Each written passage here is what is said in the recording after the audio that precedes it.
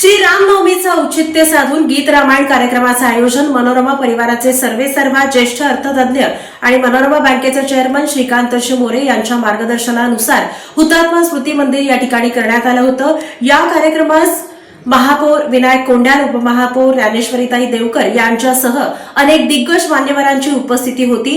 खरं तर श्री रामनवमीचा औचित्य साधून दर्शकांना घर बसल्या ठिकाणी ही सुंदर अशी मेजवानी अस्मिता विजनच्या माध्यमातून उपलब्ध करून देण्यात आली होती। पाहूया त्या संदर्भातचा हा खास वृत्तांत।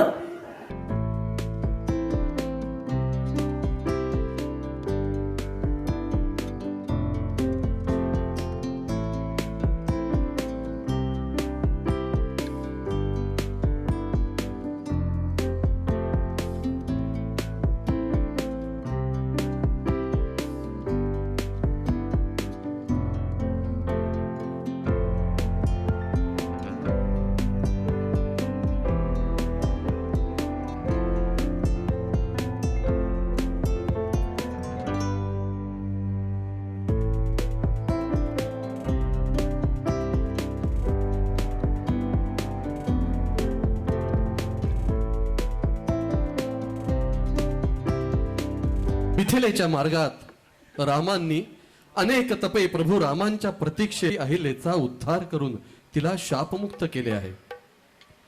मिथिला नगरी, या नगरीचा राजा विदेह जनक, ज्ञानी, न्यायप्रिय आणि धर्मनिष्ठ राजा जनकाची ज्येष्ठ कन्या सीता अत्यंत रूपवती, सद्गुणी आणि पवित्र। पण सीतेसाठी योग्य वर कोण हा प्रश्न जनकांच्या मनात सतत घोळत होता।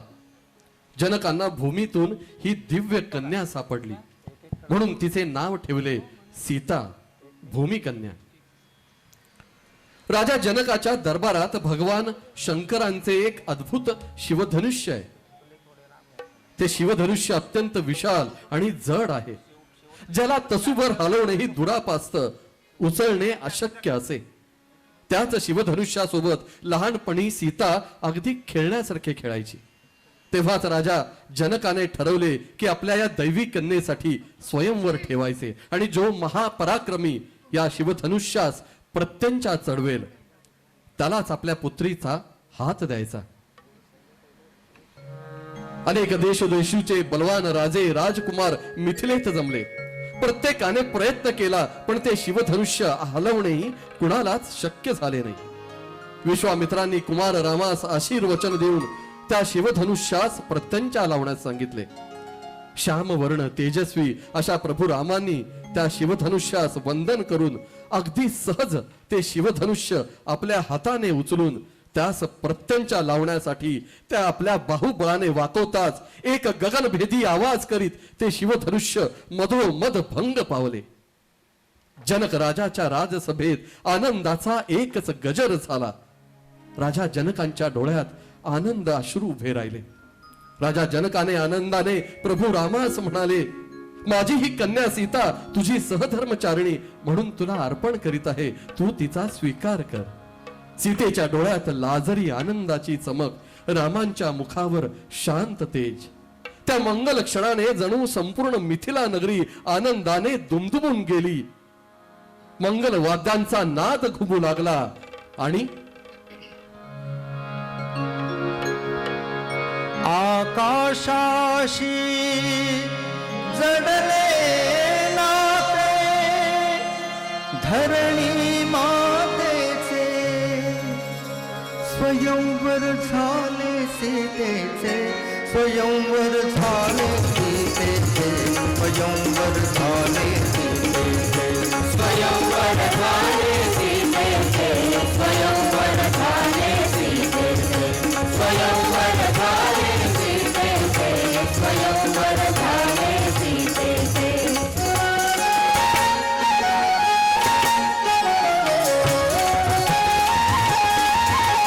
श्रीरामानी सहज उचलले धनुष्यंकराचे, पूर्ण दाहले जनक रूपाच्या हेतू अंतरीचे। श्रीरामानी सहज उचलले धनुष्यंकराचे, पूर्ण दाहले जनक रूपाच्या हेतू अंतरीचे। उभे ठाकले भाग्य सावळे समोर तुझते उभे ठाकले भाग्य सावळे समोर तुझते स्वयंवर झाले सीतेचे स्वयंवर झाले सीतेचे स्वयंवर झाले सीतेचे स्वयंवर झाले सीतेचे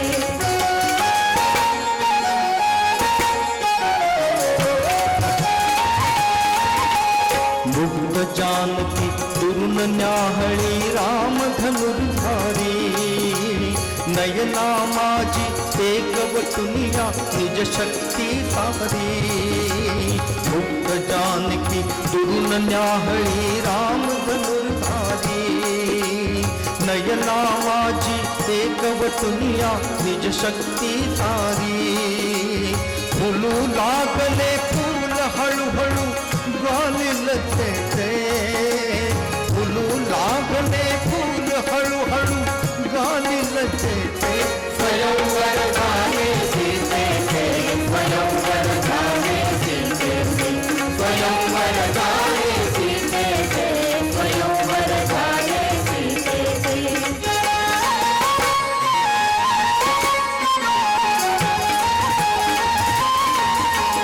कुंकावनिया जरा पापण्या आहती राही तडिता खाता परी भयंकर नाद तोच होई कुंकावनिया जरा पापण्या आहती राही तडिता खाता परी भयंकर नाद तोच होई श्रीरामाने केले तुकडे दोन धनुष्याचे श्रीरामाने केले तुकडे दोन धनुष्याचे स्वयंवर झाले सीतेचे स्वयंवर झाले सीतेचे स्वयंवर झाले सीतेचे स्वयंवर झाले सीतेचे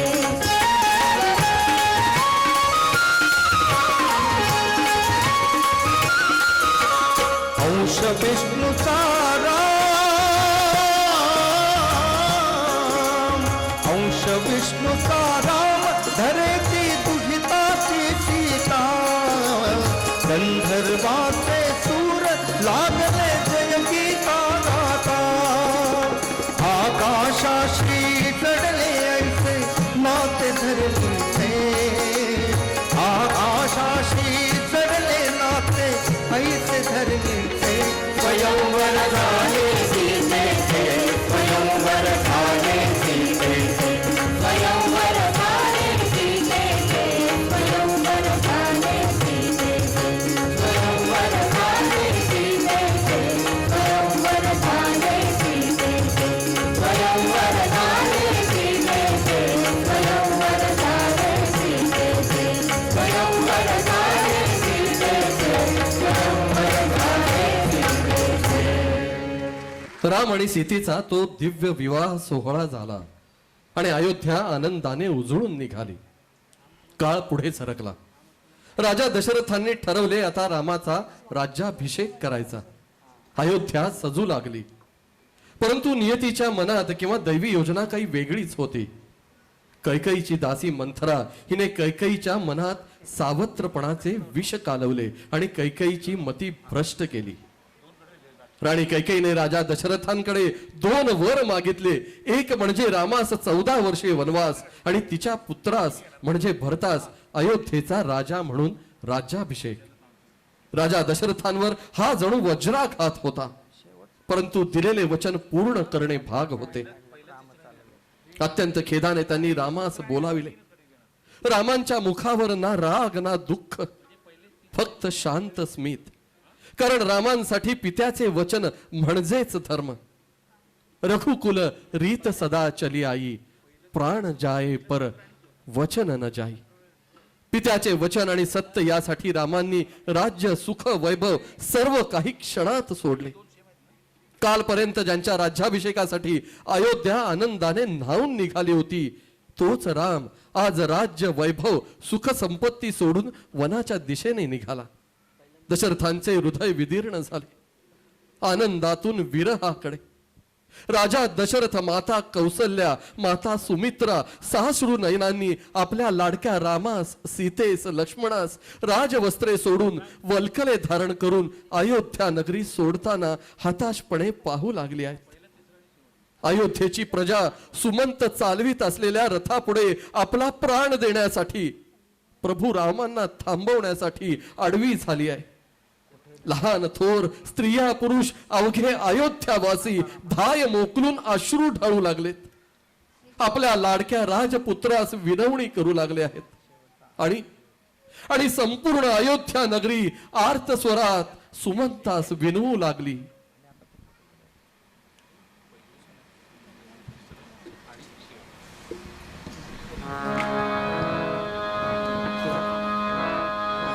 राम चालले कोतर सत्पथ, राम चालले कोतर सत्पथ, थांब सुमंता थांब विवेरथ, थांब सुमंता थांब विवेरथ, थांब विवेरथ, थांब विवेरथ.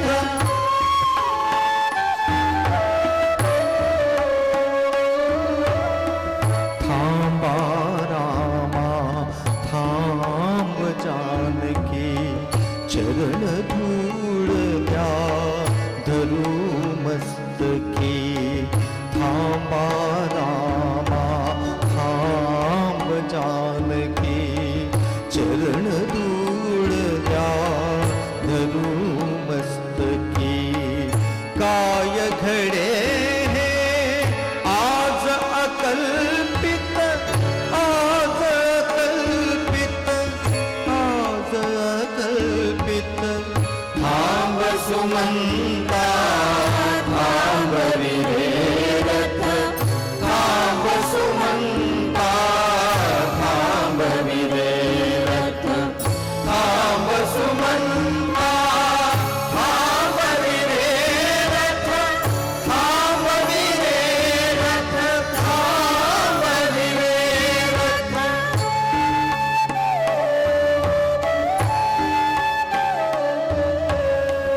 गगन नील हे उषप्रभागी, श्री रघुनंदन सीता माई. गगन नील हे उषप्रभागी, श्री रघुनंदन सीता माई. 14 वर्षे का अस्तंगत, का अस्तंगत, का अस्तंगत. थांब सुमंता थांब विवेरथ, थांब सुमंता थांब विवेरथ, थांब सुमंता थांब विवेरथ, थांब विवेरथ, थांब विवेरथ.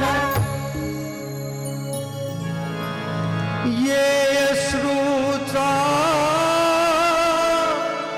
पट डोळ्यावर, ये अश्रूचा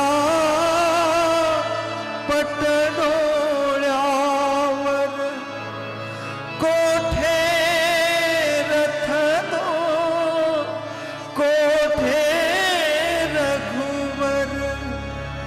गळ्यात रुतली वाणी कंपित, वाणी कंपित, वाणी कंपित.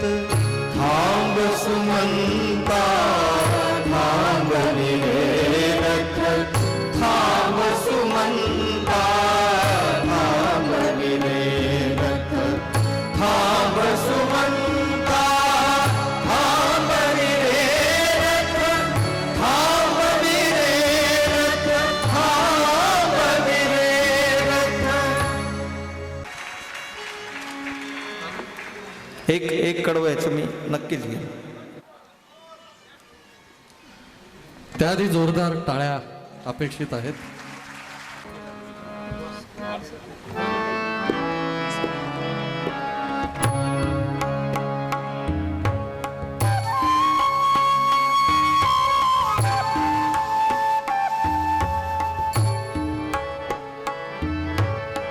कुठे लपेती दुष्ट कैकई पहा म्हणावे हीन दशाही.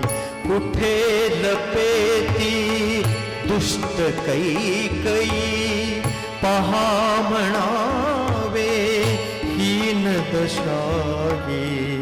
अनर्थ न चहा तुझेच चेष्टित तुझेच चेष्टित तुझेच चेष्टित. थांब सुमंता थांब विरेरथ थांब सुमंता थांब विरेरथ थांब सुमंता थांब विरेरथ थांब विरेरथ थांब विरेरथ. राम अयोध्या सोडून वनाच्या दिशेने निघाले. सोबत आहेत पतिव्रतेचे मूर्तिमंत रूप सीता आणि भावाच्या प्रेमासाठी सर्वस्व अर्पण करणारा लक्ष्मण. अशा प्रकारे प्रवास करीत ते येऊन पोहोचले गंगेच्या तीरावर. आणि तिथे भेटला एक साधा निरागस नावाडी केवट. त्यास कळले की हे कोणी साधे राजकुमार नाही आहेत, हे आहेत साक्षात प्रभू श्रीराम. केवटाच्या हृदयात भक्तीचा पूर उसळला. मी एक साधारण नाविक प्रभू रामांची सेवा कशी करू आणि ते सेवा करूही देणार नाहीत. तेव्हा त्या केवट भक्ताने एक युक्ती केली. तो प्रभू रामांना म्हणाला, प्रभू तुमचे चरण स्पर्श इतके पवित्र आहेत की ज्यांना स्पर्श होतो ते सुद्धा दिव्य होतात. रामांच्या चरण स्पर्शाने अहिल्या शिळा देखील जिवंत झाली.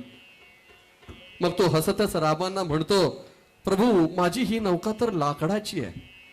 तुमच्या चरणांचा स्पर्श झाला आणि ती सुद्धा एखादी सुंदर स्त्री झाली तर माझ्या घरात 2 सुंदर स्त्रिया होतील. त्यापेक्षा आधी मला तुमचे चरण धुवू द्यात, मगच मी तुम्हाला नौकेत बसू देईन. केवट ही अट घालतो, पण ती अट नव्हती. ती होती एका भक्ताची अपार भक्ती. साश्रू नयनांनी तो केवट प्रभू रामचंद्रांचे चरण धुवू लागला. काय भाग्य असेल ना त्या केवटाचे. तदनंतर प्रभू राम, सीतामाई आणि लक्ष्मण हे नौकेत स्वार झाले गंगा नदी पार करण्यासाठी आणि नावाडी गाऊ लागले.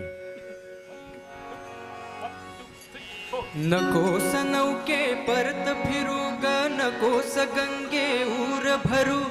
नकोस नौके परत फिरू ग नकोस गंगे ऊर भरू. श्रीरामाचे नाम गातया श्रीरामाला पार करू. जय गंगे जय भागीरथी जय जय राम दाशरथी. जय गंगे जय जय राम जय गंगे जय भागीरथी जय जय राम दाशरथी. ही दैवाची उलटी रे माथ्यावर ढळवणे. ही दैवाची उलटी रे माथ्यावर ढळवणे. भाग्य आपुले आपुल्या हाते आपुल्यापासून दूर करू. आपुल्यापासून दूर करू. श्रीरामाचे नाम गातया श्रीरामाला पार करू. जय गंगे जय भागीरथी जय जय राम दाशरथी. जय गंगे जय जय राम.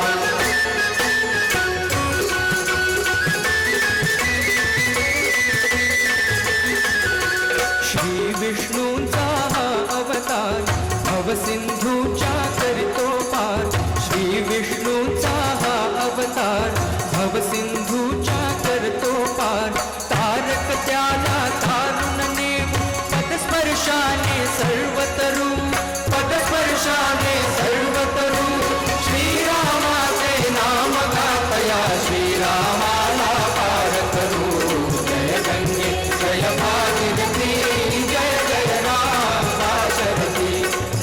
गंगे जय जय राम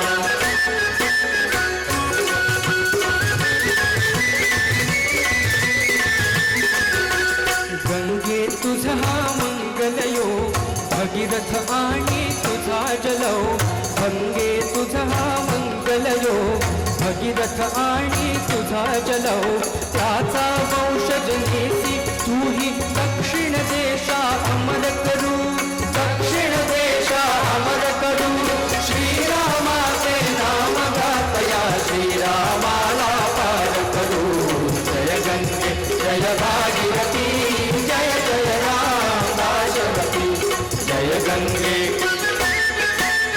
जय जय राम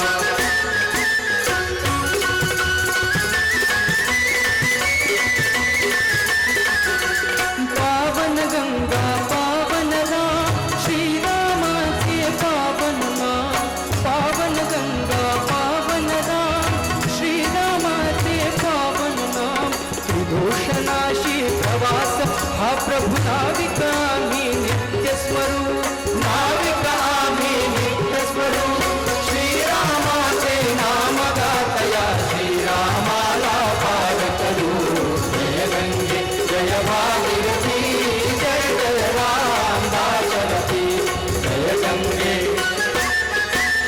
जय जय राम जय गंगे जय भागीरथी जय जय राम दाशरथी जय गंगे जय भागीरथी जय जय राम दाशरथी जय गंगे जय भागीरथी जय जय राम दाशरथी पण आता अयोध्येपासून दूर आले आहेत. गंगेचा पवित्र प्रवास पार करून अनेक वनराया पर्वत नद्या ओलांडून ते आता येऊन पोहोचले आहेत चित्रकूट रमणीय प्रदेशात. समोर आहे शांत प्रसन्न हिरव्यागार वृक्षांची दाट रांग, पक्ष्यांचा मधुर किलबिलाट आणि निसर्गाच्या कुशीत एक अद्भुत शांतता. निसर्गाने नटलेली भूमी, घनदाट वृक्ष, शांत वातावरण आणि मंदाकिनी नदीचा शांत परिसर. त्या निसर्ग सौंदर्यात उभे आहेत अयोध्येचे 3 तेजस्वी रत्न. राम त्या रमणीय परिसराकडे पाहतात, मंदाकिनीच्या शांत प्रवाहाकडे पाहतात आणि प्रेमाने लक्ष्मणास सांगतात, या इथे लक्ष्मणा बांध कुटी या इथे लक्ष्मणा बांध कुटी या मंदाकिनीच्या तट निकटे या मंदाकिनीच्या तट निकटे या इथे लक्ष्मणा बांध कुटी या इथे लक्ष्मणा बांध कुटी.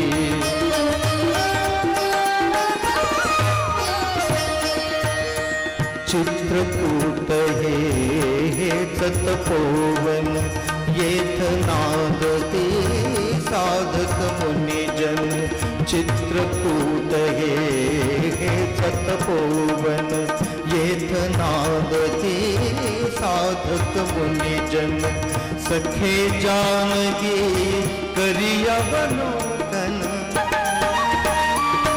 ही निसर्ग शोभा भुलविदिते ही निसर्ग शोभा भुलविदिते या इथे लक्ष्मणा बांध कुटी या इथे लक्ष्मणा बांध कुटी.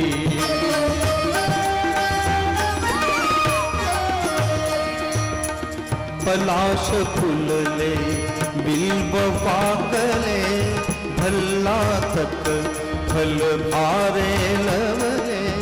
पलाश फुलले बिल्व पाकले भल्ला तक फल भारे लवले. दिसती नयाना मानव शिवले दिसती नयाना मानव शिवले. ना सैलताची कुठे मिठी ना सैलताची कुठे मिठी या इथे लक्ष्मणा बांध कुटी या इथे लक्ष्मणा बांध कुटी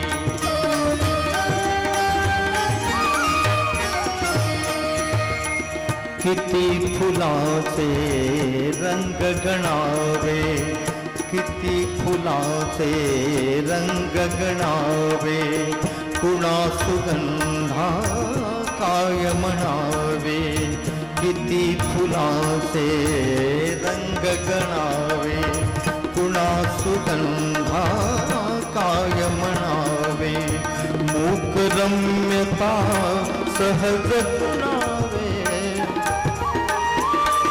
येताच पूजने कर्णपुटी येताच पूजने कर्णपुटी या इथे लक्ष्मणा बांध कुटी या इथे लक्ष्मणा बांध कुटी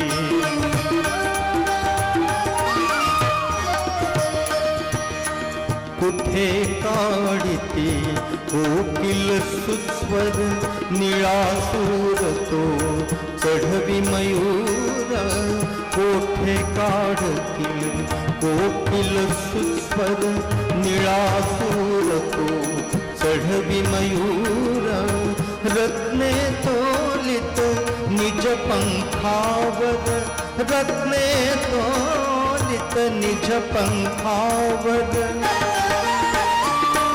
संमिश्र नाद तो उंचवटी संमिश्र नाद तो उंचवटी या इथे लक्ष्मणा बांध कुटी या इथे लक्ष्मणा बांध कुटी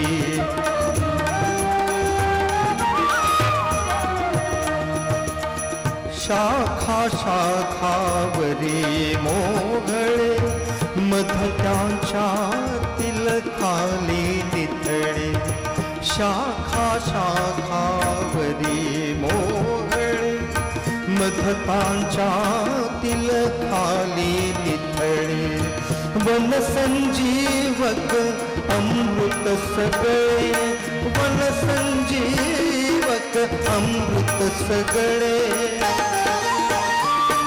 ठेविती मक्षिका भरून घटी ठेविती मक्षिका भरून घटी या इथे लक्ष्मणा बांध कुटी या इथे लक्ष्मणा बांध कुटी या मंदाकिनीच्या तट निकटी या मंदाकिनीच्या तट निकटी या इथे लक्ष्मणा बांध कुटी या इथे लक्ष्मणा बांध कुटी रावण बाळाच्या माता पिताने दिलेला शाप अखेर खरा ठरला. प्राणप्रिय पुत्र रामाच्या वियोगात राजा दशरथाने आपली इहलोकीची यात्रा संपवली. कैकेय देशात आपल्या आजोळी गेलेल्या भरत आणि शत्रुघ्नास तातडीने अयोध्येस पाचारिले आहे. आपला ज्येष्ठ बंधू याच्या राज्याभिषेकासाठी आपणास तातडीने बोलवले असेल असे समजून भरत शत्रुघ्नासह तातडीने अयोध्येत प्रवेश करता झाला. पण अयोध्येत येताच उदास आणि भकास अयोध्येचे दर्शन भरतास झाले. अयोध्येची रया पार गेली आहे. सर्व प्रजा विलक्षण दुःखात बुडालेली दिसू लागली. भरताने राजमहालात प्रवेश करताच शुभ्र पांढऱ्या विधवा वेशातील कैकेयीने भरतास राजा दशरथांचे निधन झाल्याचे सांगितले. भरतावर जणू आकाश कोसळले. त्याची नजर प्रिय बंधू रामास शोधू लागली. तेव्हा कैकेयीने भरतास सांगितले, तुझे पिता जाताना तुझे कल्याण करून गेलेले आहेत. आणि कैकेयीने झालेला सर्व वृत्तांत भरतास सांगितला.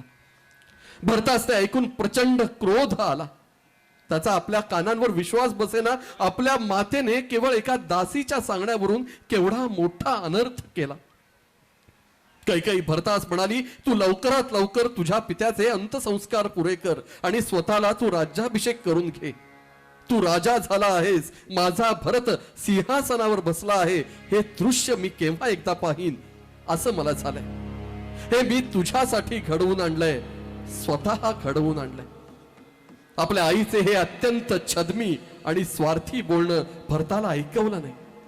त्याचा संताप अनावर झाला आणि अत्यंत संतापाने भरत कैकेयीस दूषणे देऊ लागला.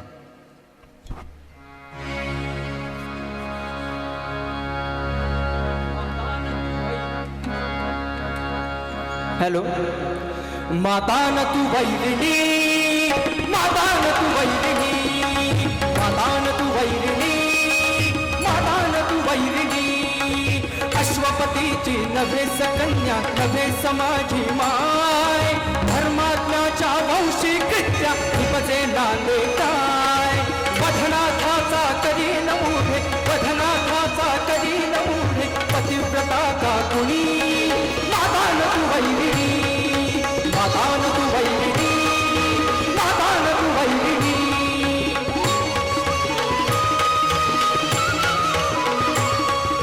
शाखेसह तू वृक्ष तोडला मला इच्छिसी वाढ.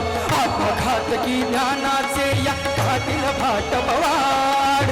शाखेसह तू वृक्ष तोडला मला इच्छिसी वाढ. आत्मघातकी ज्ञानाचे या घातील भाट पवाड. स्वीकारील मी दाच तुझ्यास्तव, स्वीकारील मी दाच तुझ्यास्तव, कीर्ती होईल तुळी. मातान तू वैरिणी, मातान तू वैरिणी, मातान तू वैरिणी.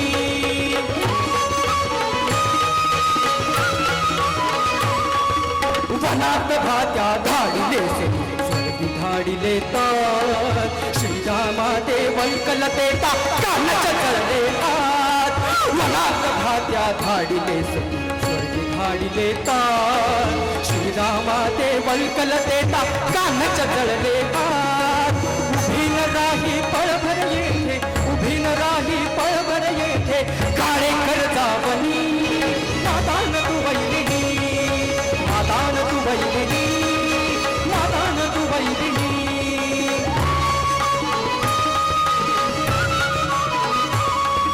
तुला पाहता तृषार्थ होते या खडगाची धार. श्रीरामाची माय परी तू कसा करू मी वार. तुला पाहता तृषार्थ होते या खडगाची धार. श्रीरामाची माय परी तू कसा करू मी वार. कुपुत्र म्हणतील मला कैकेयी, कुपुत्र म्हणतील मला कैकेयी, माता दोघी जणी. मातान तू वैरिणी, मातान तू वैरिणी, मातान तू वैरिणी.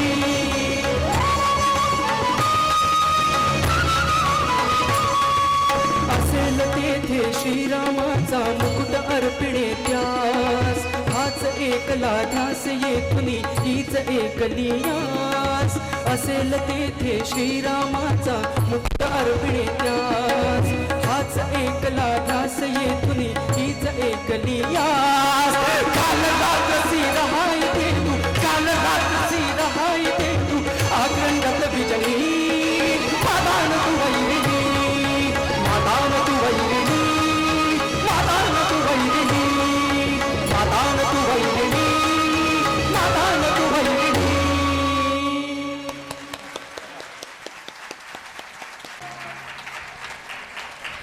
जिथे राम असतील तिथे त्यांचा राज्याभिषेक करून आपल्या मातेसाठी क्षमा मागून त्यांना परत अयोध्येत घेऊन यायचे हा निश्चय करून भरत रामांना शोधित निघाला. तिकडे प्रभू राम अयोध्येतील सर्व घटनेबद्दल अनभिज्ञ आहेत. भरत आपल्या सेना मंत्री ऋषींसह चित्रकूट परिसरात दाखल झाला आहे. दूरवर दिसणारे धुळीचे लोट आणखी गडद झाले आणि राम लक्ष्मणास दिसू लागले ऋषी, सेना, मंत्री आणि या सर्वांपुढे चालत असलेला एक व्याकुळ मनुष्य भरत. अपराधी मनाने तुटलेल्या हृदयाने चालणारा भरत. रामांसमोर येताच भरताचे पाय थरथरू लागले, डोळे भरून आले. पुढच्या क्षणी तो रामांच्या चरणावर कोसळला. प्रभू रामानी प्रेमाने भरताच्या डोक्यावर हात ठेवीत मृदू आवाजात विचारले, भरता, भरता, अयोध्येत सर्व ठीक आहे ना? साधा प्रश्न, पण भरतासाठी तो वज्राघात ठरला. भरताचा कंठ दाटून आला, शब्द तुटत तुटत बाहेर पडले. बंधू बंधू, आपल्या वियोगाने पित्याने राम राम म्हणतच स्वर्गी प्रस्थान केले आहे. माझ्या आईच्या चुकीमुळे तुम्हाला हे दुःख सहन करावे लागले. तिच्यासाठी माझ्यासाठी मला क्षमा करा. क्षणभर काळ थांबला. वनातील वाराही जणू स्तब्ध झाला. राम शांत उभे, पण अंतःकरणात दुःखाचा महासागर उसळलेला. आपल्या पित्याचे अंतिम दर्शनही झाले नाही. या वेदनेने रामांच्या डोळ्यातून अश्रुधारा वाहू लागल्या. भरत हात जोडतो, रामास विनवणी करू लागतो. अयोध्येला परत चला, राज्य तुमचेच आहे. तुमच्या विना अयोध्या रिकामी आहे. आम्ही सर्व पोरके आहोत. अयोध्येला परत चला. प्रभू राम, तुमच्याशिवाय आम्ही सर्व अनाथ आहोत. प्रभू रामांनी शांतपणे भरतास नकार दिला आणि म्हणाले, पित्याचे वचन कसा मोडू मी. आणि अत्यंत विव्हळ अंतःकरणाने प्रभू रामांनी आपल्या पित्याचे श्राद्ध कर्म पूर्ण केले आणि भरतास परत अयोध्येस जाण्यासाठी सांगितले. रामांशिवाय भरत अयोध्येस जाण्यास तयार नाही हे पाहताच सर्वज्ञ प्रभू श्रीराम अत्यंत प्रेमाने भरतास समजावू लागले. दैव जात दुःखे भरता, दैव जात दुःखे भरता, दोष ना कुणाचा, पराधीन आहे जगती पुत्र मानवाचा, दोष ना कुणाचा, पराधीन आहे जगती पुत्र मानवाचा, दोष ना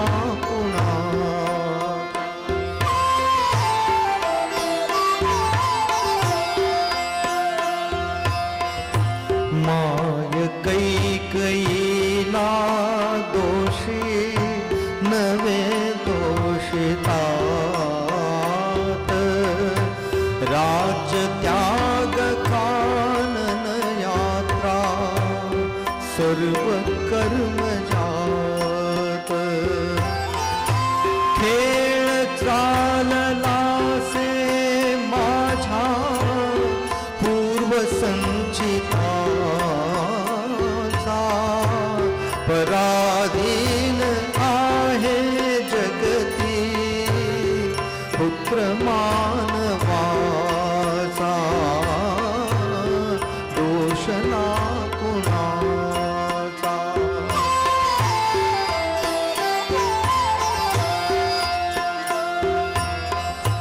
अंत उन्नतीचा पतनी होई या जगात, सर्व संग्रहाचा वत्सा नाश हाच अंत, वियोगार्थ मिलन होते नेम हा जगाचा, पराधीन आहे जगती पुत्र मानवाचा, दोष ना कुणाचा.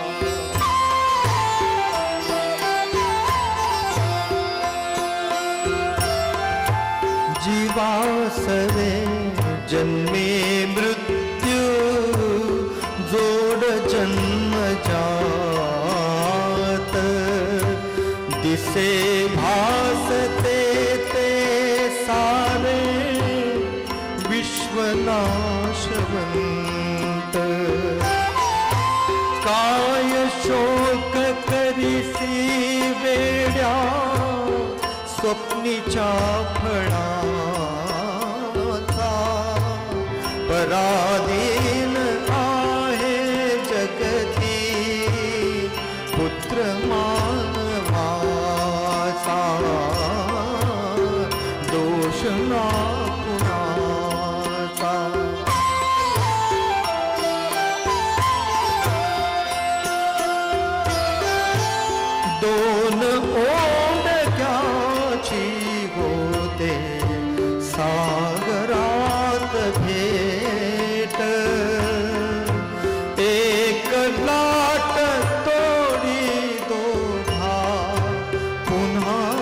नाही गाठ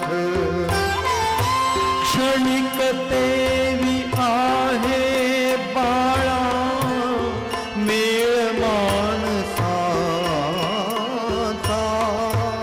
पराधीन आहे जगती पुत्र मानवाचा दोष ना कुणाचा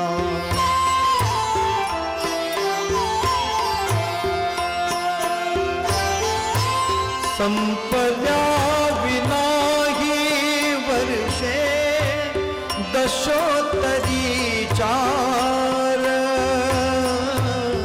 संपल्या विनाही वर्षे दशोत्तरी चार अयोध्येस नाही येणे सत्य हे त्रिवार सत्य हे त्रिवार सत्य हे त्रिवार मान वाढवी तू लोकी अयोध्यापुरीचा पराधीन आहे जगती पुत्र मानवाचा दोष ना कुणाचा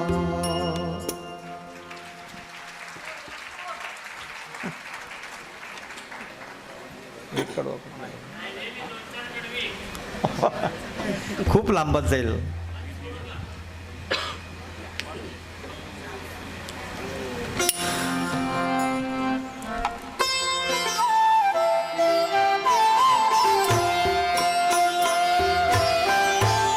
दोन ओंडक्याची होते सागरात भेट एक लाट तोडी दोघा पुन्हा नाही गाठ क्षणिक देवी आहे बाळा मेळ माणसाचा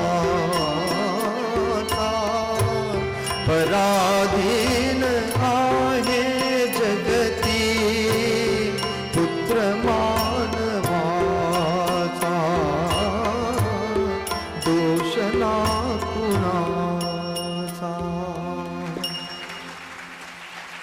प्रभू रामांच्या चरण धुळीने पावन झालेल्या त्या पादुका शिरावर धारण करून त्यांना सिंहासनावर स्थापित करून एक सेवक म्हणून राम परत अयोध्येत येईपर्यंत राज्य सांभाळण्याची प्रतिज्ञा भरताने केली. प्रभू रामांनी अत्यंत प्रेमाने भरतास मिठीत घेतले. उभय बंधूंच्या अश्रूंचा बांध फुटून वाहू लागला. ही दोन बंधूंची भेट पाहून राम भरत भेट पाहून उपस्थित सर्वांचे डोळे अश्रूंनी भरून आले. भरताचे बंधू प्रेम त्याग निष्ठा ही अजोड. म्हणूनच हनुमान चालिसात संत तुलसीदासही म्हणतात तुम मम प्रिय भरत ही समभाई. भरत रामाचा सेवेकरी म्हणून अयोध्येस परत गेला. इकडे दंडकारण्यातील पंचवटीमध्ये राम सीता आणि लक्ष्मण वास्तव्यास आलेले आहेत. वनवासातील दिवस शांतपणे सरू लागले. गोदावरीच्या तीरावर मंद वारा वाहत होता. वनफुले सुगंध उधळीत होती आणि त्या निसर्ग संगीतात श्रीराम सीतेशी प्रेमळ संवाद साधत बसलेत. तर लक्ष्मण कुटीच्या सेवेत मग्न आहे. पण नियतीला शांतता फार काळ मान्य नसते. त्याशिवाय दैवी योजना अवतार कार्य पुढे कसे सरकणार. अचानक मनातील सावल्यातून एक दृष्टी त्या कुटीकडे पाहू लागली. ती होती मायावी राक्षसी शूर्पणखा. रूप बदलण्याची अद्भुत शक्ती लाभलेली ती क्षणातच मोहक स्त्रीचे रूप धारण करून पुढे आली.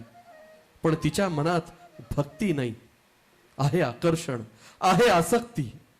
तिने पाहिले श्रीरामांना श्यामवर्णी तेजस्वी देह, कमलासारखे शांत नेत्र, धनुष्य बाण हातात असूनही चेहऱ्यावर करुणा आणि सौम्यता. त्या दिव्य सौंदर्याने शूर्पणखा क्षणभर स्तब्ध झाली. राक्षसी वृत्ती विसरून ती मनोमन म्हणाली, असा दिव्य पुरुष या वनात, हा तपस्वी की देव स्वरूप राजा. रामांच्या तेजाने मोहित होऊन ती पुढे आली. डोळ्यात आकर्षण, शब्दात कौतुक आणि मनात वासरा घेऊन ती प्रभू रामांना म्हणू लागली, कोण तू कुठला राजकुमार, कुठला राजकुमार, कोण तू कुठला राजकुमार, कुठला राजकुमार. देह वाहिला तुला श्यामला, देह वाहिला तुला श्यामला, कर माझा स्वीकार. कोण तू कुठला राजकुमार, कुठला राजकुमार.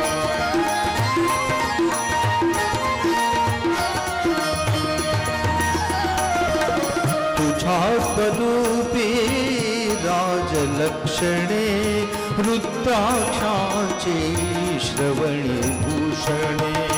तुझ्या स्वरूपी राजलक्षणे, रुद्राक्षाची श्रवणी भूषणे. योगी म्हणू तर तुझा भोवती वावरतो परिवार. कोण तू कुठला राजकुमार, कुठला राजकुमार.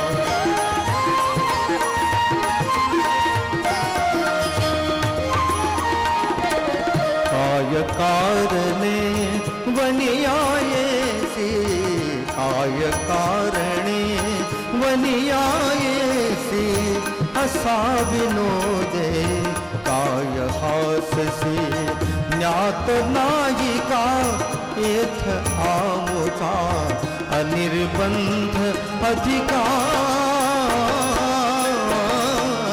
कोण तू कुठला राजकुमार, कुठला राजकुमार.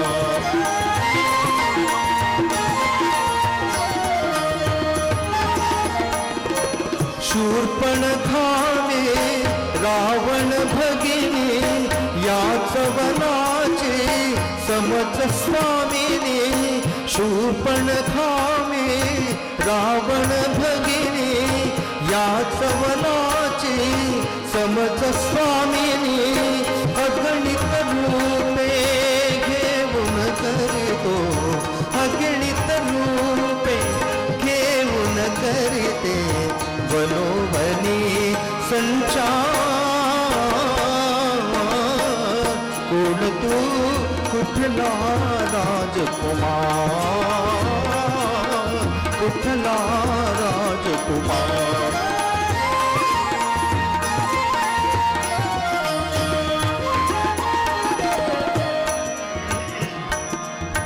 तव अधराची लालस कांती, तव अधराची लालस कांती. पिऊ वाटते मज एकांती, स्मरता स्मरता अवतरसी तू. अनंग तो अधिकार. कोण तू कुठला राजकुमार, कुठला राजकुमार.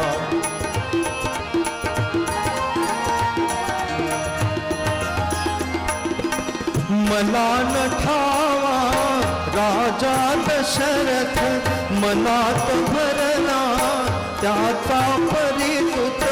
मला न ठावा राजा दशरथ, मनात भरला त्याचा परिसुत. प्राणनाथ हो माझा रामा, प्राणनाथ हो माझा रामा. सौखे संसार कोण तू कुठला राजकुमार कुठला राजकुमार कोण तू कुठला राजकुमार कुठला राजकुमार.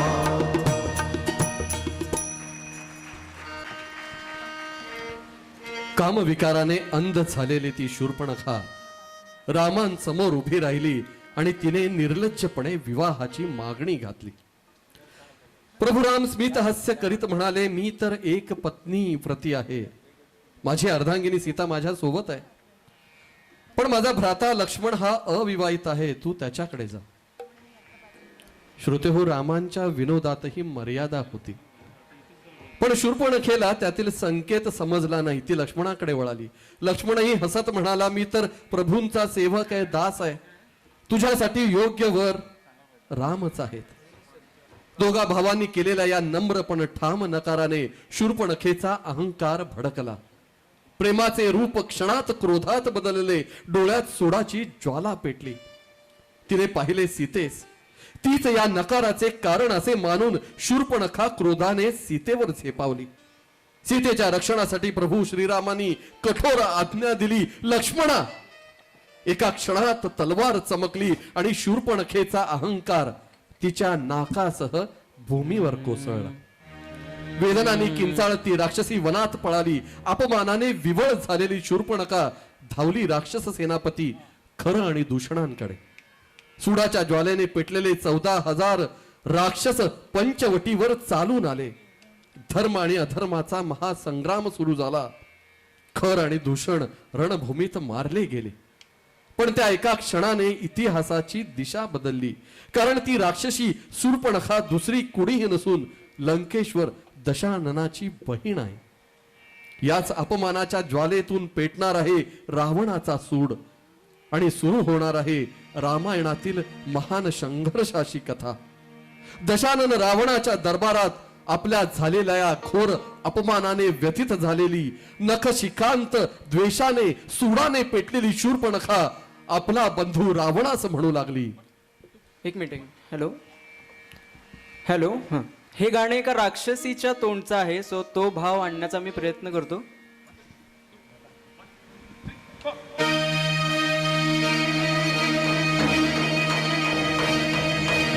रूपधाली शूर्पणखा ही दाशरथीची कृती, चूड त्याचा लंकापती, चूड त्याचा लंकापती. कसले करिसी राज रावणा, कसले जनपालन, श्रीरामाने पूर्ण जिंकिले तुझे दंड कावन. सत्ता हा तुझा नाही तरीही कर्तव्याची स्मृती, चूड त्याचा लंकापती, चूड त्याचा लंकापती. जनस्थानी त्या कहर उडाला केले खर दूषण, सहस्र 14 राक्षस मेले हे का तुझ भूषण. देवा समतू सुपूज्य ठरला जनस्थानीचा यती, चूड त्याचा लंकापती, चूड त्याचा लंकापती. ऐक सांगते पुन्हा तुला त्या श्रीरामाची कथा, बाण मारता करात त्याच्या चमके विद्युल्लता. शस्त्र निपुणता बघून त्याची गुंग होत से मती, चूड त्याचा लंकापती, चूड त्याचा लंकापती.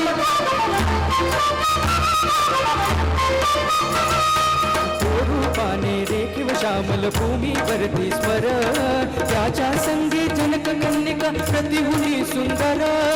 तुलाच साधून दिसेल ऐशी मोहकती युवती, चूड त्याचा लंकापती, चूड त्याचा लंकापती. तिला पळवून घेऊन यावे तुझसाठी सत्वर, याच साठी मी गेले होते त्याच्या कुटीरावर. श्रवण नासिका तोडून त्यांनी विटंबिले मज किती, चूड त्याचा लंकापती, चूड त्याचा लंकापती.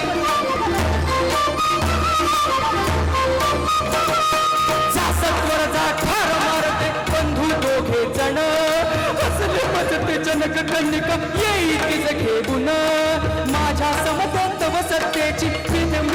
कृती सोड गे त्याचा लंकापती सोड गे त्याचा लंकापती सोड गे त्याचा लंकापती सोड गे त्याचा लंकापती सोड गे त्याचा लंकापती सोड गे त्याचा लंकापती. पुढील सूत्र मी निवेदक अभिराम सराफ यांच्याकडे. तर कलावंतांचा सत्कार करून लगेच पुढची गाणी आपण ऐकणार आहोत. त्यानंतर मनीष केत यांचा सत्कार करावा अशी सुमित मोरे यांना मी विनंती करतो. Doctor Sumit More.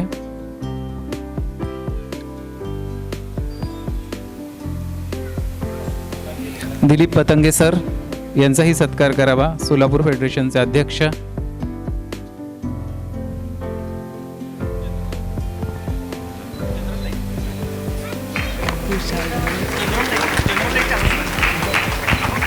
General light चालू करा.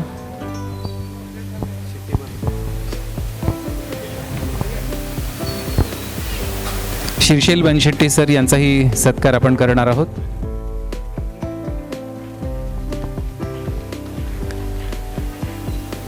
आणि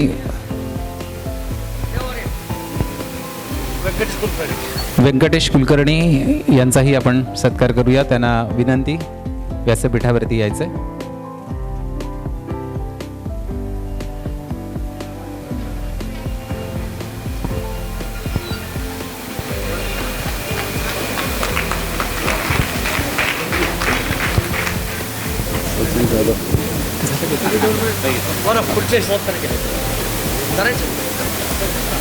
सचिन जाधव सरांचा झालाय सत्कार.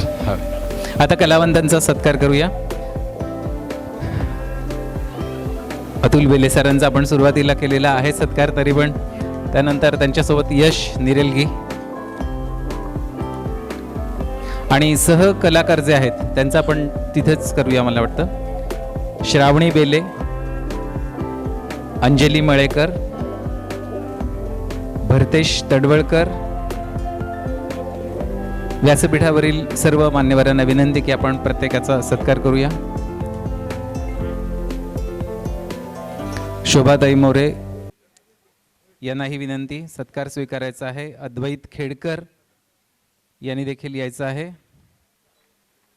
कीबोर्डची साथ सांगलीचे अविनाश इनामदार करतायत. व्हायोलिनची साथ करणाऱ्या प्रज्ञा देसाई पुण्याच्या आहेत या. बासरीची अतिशय सुंदर साथ करणारे कृष्णा साठे मुंबईहून खास आलेले आहेत. या सर्व कलावंतांनी अतिशय उत्तम पद्धतीनं आपल्याला हा श्रवणानंद दिलेला आहे. या सर्वांचे मनोरमा परिवार आभारी आहे. आणि सगळ्यात महत्त्वाचं म्हणजे ही रामकथा उलगडून दाखवणारे अतिशय सुंदर निवेदन करणारे ओंकार कुलकर्णी यांनाही मी निमंत्रित करतो.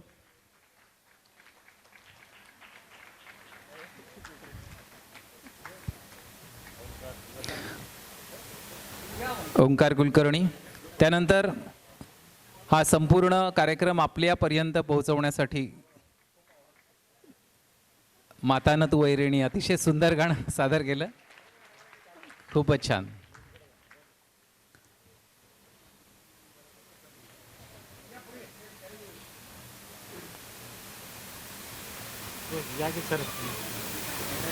झाले सगळ्यांचे या ना नागेश भोसेकर.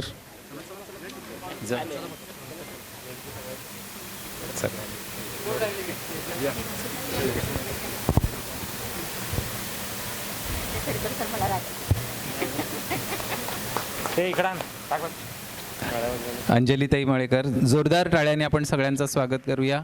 अतिशय सुंदर सर्वांनी गीत रामायण आपल्या समोर सादर केलेले. अंजलीताई मळेकर यांचा सत्कार शोभाताई करतात.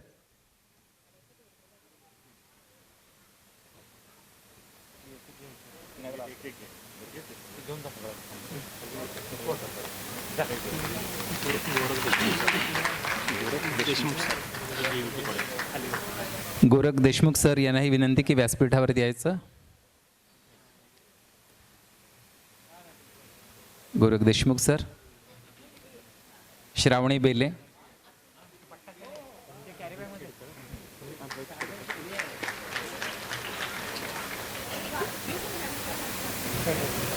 त्यानंतर अद्वैत खेडकर तालवाद्याची साथ करणारे.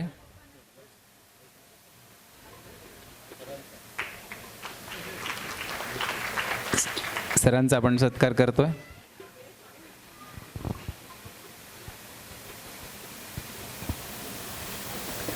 अद्वैत खेडकर यांचा सत्कार करूया. तालबद्ध्याची अतिशय सुंदर साथ करणारे.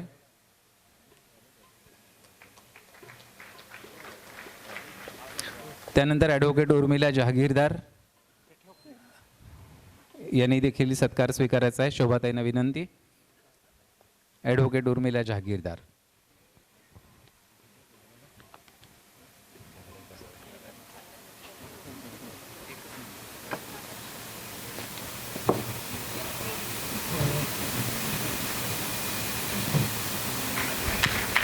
ॲडव्होकेट उर्मिला जहागीरदार यांचा सत्कार केला. यानंतर ओंकार कुलकर्णी यांच्यासाठी जोरदार टाळ्या वाजवल्या पाहिजेत. अतिशय सुंदर ओघवत्या शब्दामध्ये रामकथा आपल्यापर्यंत पोहोचवलेली आहे. ओंकार कुलकर्णी यांचा सत्कार माननीय श्रीकांत मोरे साहेबांच्या हस्ते आपण करूया.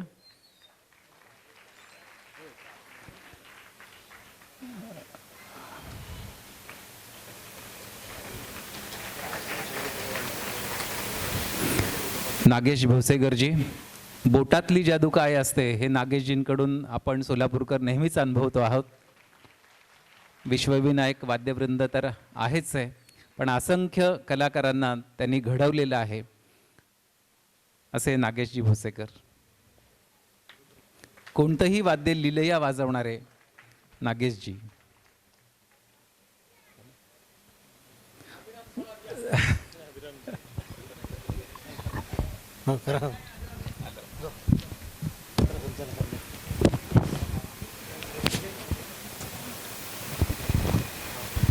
आणि आजच्या कार्यक्रमाचं खूप छान सूत्रसंचालन केल्याबद्दल अभिराम सराफ सरांचा पण इथे सत्कार होतोय. झालेत आपले सगळ्यांचे सत्कार झाले.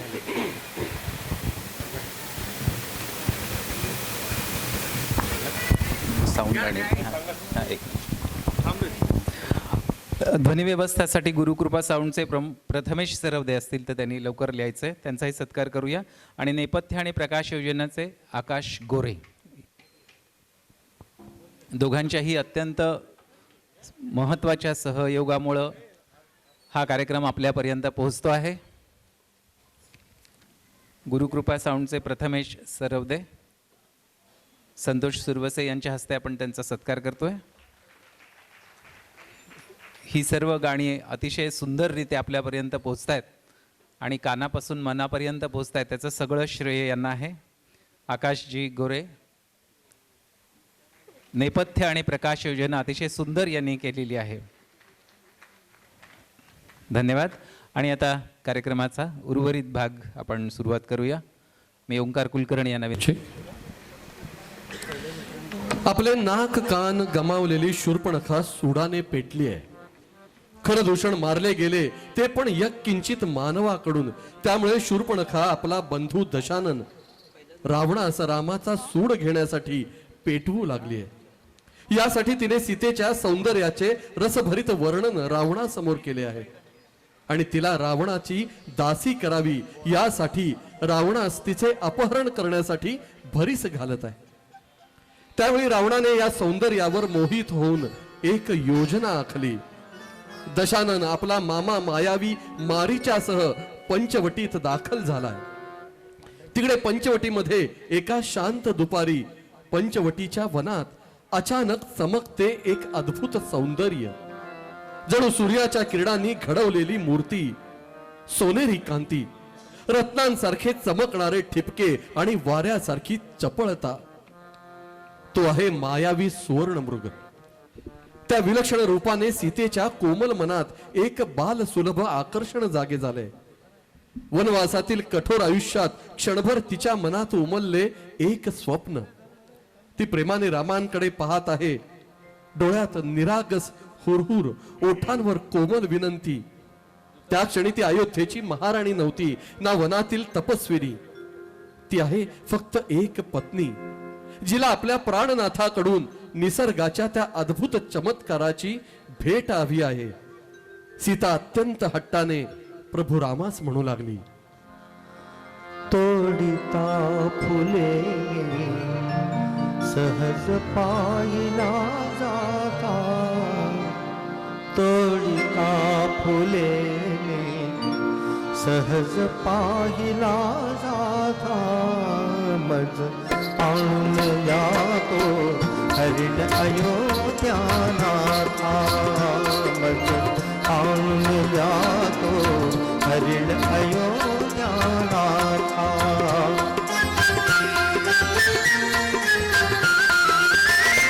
झळकती तयाच्या रत्ने शृंगावरते, नवमोह फुलासम सुवर्ण अंगावरते, झळकती तयाच्या रत्ने शृंगावरते, नवमोह फुलासम सुवर्ण अंगावरते.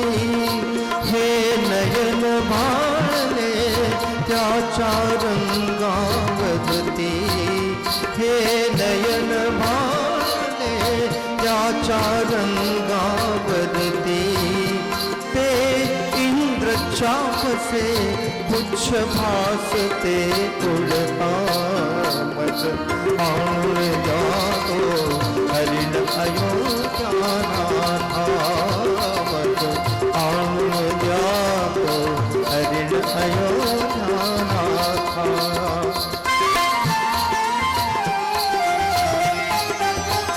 तो येऊन गेला अनेकदा या दारी, दिसताच उमटली पदचिन्हे सोनेरी. तो येऊन गेला अनेकदा या दारी, दिसताच उमटली पदचिन्हे सोनेरी. घाशिले शिंगया रंभा संभावदे, घाशिले शिंगया रंभा संभावदे. तो दिसे सुवर्णी बघा देवरा खाता, मज आणून जातो हरिण अयोध्यानाथा, मज आणून जातो हरिण अयोध्यानाथा.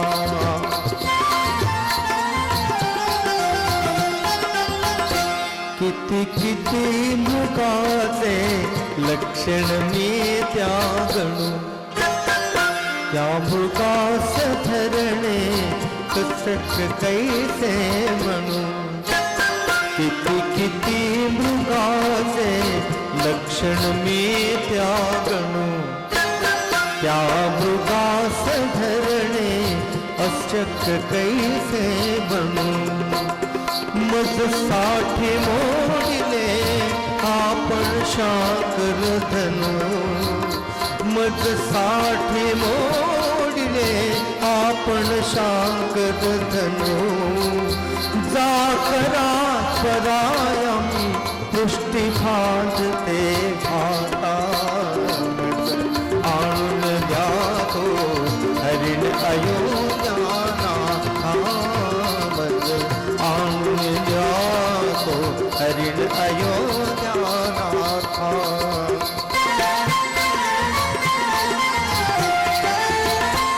फेकून बाण त्या अचूक सरी माराल, काढून भाऊजी घेतील त्याची खाल. फेकून बाण त्या अचूक सरी माराल, काढून भाऊजी घेतील त्याची खाल. त्या मृगासनी जस इंद्र जसे शोभाल, तो पहा दिसे तो दूर टेकडी चढता. मज आणून जातो हरिण अयोध्यानाथा, मज आणून जातो हरिण अयोध्या. जगाच्या मोहाने पत्नीच्या एका निरागस इच्छेसाठी स्वतः प्रभू राम वनात दूर निघून गेले. रावण मारीच यांच्या योजनेप्रमाणे सुवर्ण मृग झालेल्या मारीचाने प्रभू रामांच्या आवाजात आरोळी दिली, हे सीते वाचव, लक्ष्मणा धाव लवकर. तो आवाज ऐकताच सीतेचे हृदय धडधडू लागले. भीतीने तिचे मन व्याकुळ झाले. तो आर्त स्वर ऐकून सीता लक्ष्मणास रामांच्या सहाय्यतेसाठी जाण्यासाठी आग्रह करू लागली. लक्ष्मण सीता माते समजावू लागले, रामांना संकट अशक्य, परंतु प्रेमाला तर्क नसतो आणि काळजीला विवेक नसतो. लक्ष्मणाने खुटी सोडली. जाताना उठली एक रेषा, मर्यादेची, संरक्षणाची, विश्वासाची आणि लक्ष्मण रेषा. लक्ष्मण रामास हाक मारीत वरात दूर जाताच कुटी बाहेर एक घनगंभीर आवाज उमटला, ओम भवती भिक्षां देही.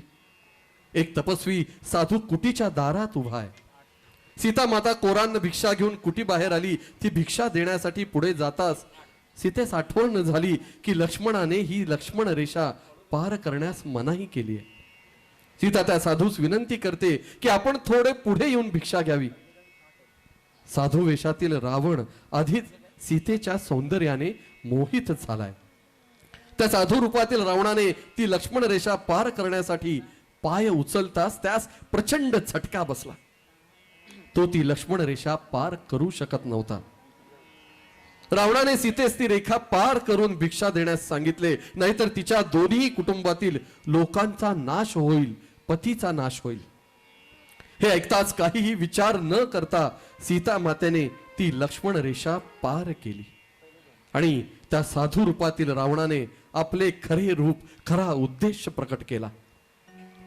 इकडे लक्ष्मण रामांजवळ पोहोचलेला आहे.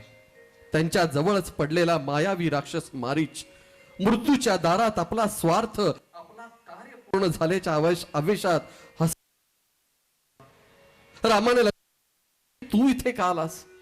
तेव्हा लक्ष्मणाने ती मायावी हाक, सीता मातेचा आग्रह सर्व कथन केले. रामांना जाणीव झाली सीता कुटीमध्ये एकटीच आहे. ते दोघेही सत्वर कुटीकडे परतले. कुटी बाहेर पडलेली भिक्षेची थाळी पाहताच रामांच्या मनात अघटित घडल्याची जाणीव झाली. प्रभू राम सर्वत्र सीता मातेचा शोध घेऊ लागले. पत्नी विरहाच्या दुःखात ते विवळ झाले. त्यावेळी पशु पक्षी, झाडे, लता साऱ्यांना सीतेबद्दल विचारू लागले. सीतेच्या शोधात दोघे राम आणि लक्ष्मण शैरभैर होऊन फिरत असतानाच त्यांच्या कानावर पडली एक क्षीण हाक, प्रभू राम, प्रभू राम. राम आणि लक्ष्मण त्या हाकेच्या दिशेने जाताच त्यांना दिसले ते अत्यंत जखमी आणि मृत्यूच्या प्रतीक्षेत असलेले पक्षीराज जटायू. रामाने सत्वर जटायूस आपल्या मांडीवर घेतले आणि विचारले, काय घडले? तेव्हा पक्षीराज जटायू प्रभू रामास सांगू लागले,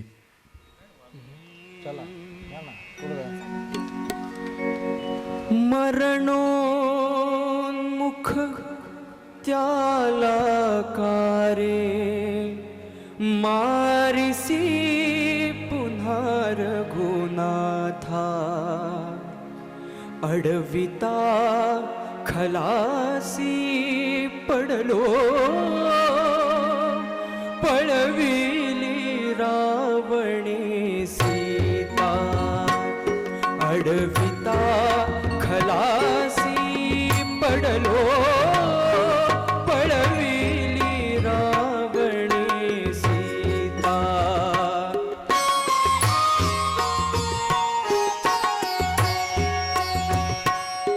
पाहिली जधी मी जाता रामा विणराती सीता देवरही संगे नभता मी बळे उडालो रामा मी बळे उडालो रामा रोधिले रथाच्या पंखा अडविता खलासी पडलो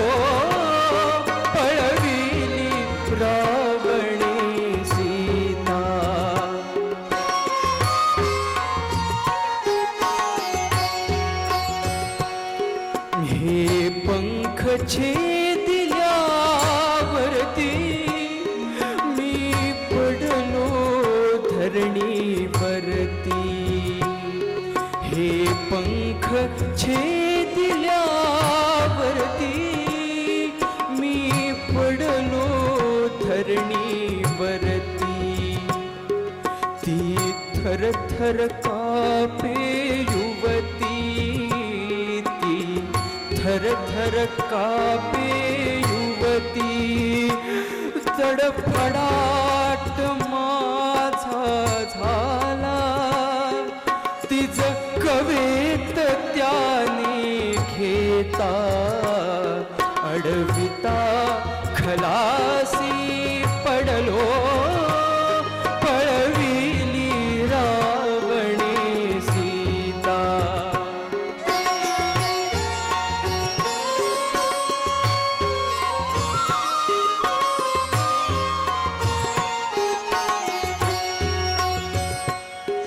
मम प्राण लोचनी उरला, मी तरी पाहिला त्याला. मम प्राण लोचनी उरला, मी तरी पाहिला त्याला. तो गगन पथाने गेला, तो गगन पथाने गेला. लाडकी तुझी संराज्ञी आक्रंदत होती जाता. अडविता खलासी पडलो, पळविली रावणे सीता. अडविता खलासी पडलो, पळविली रावणे सीता. पक्षीराज जटायूच्या या बलिदानाने राम व्याकुळ झाले.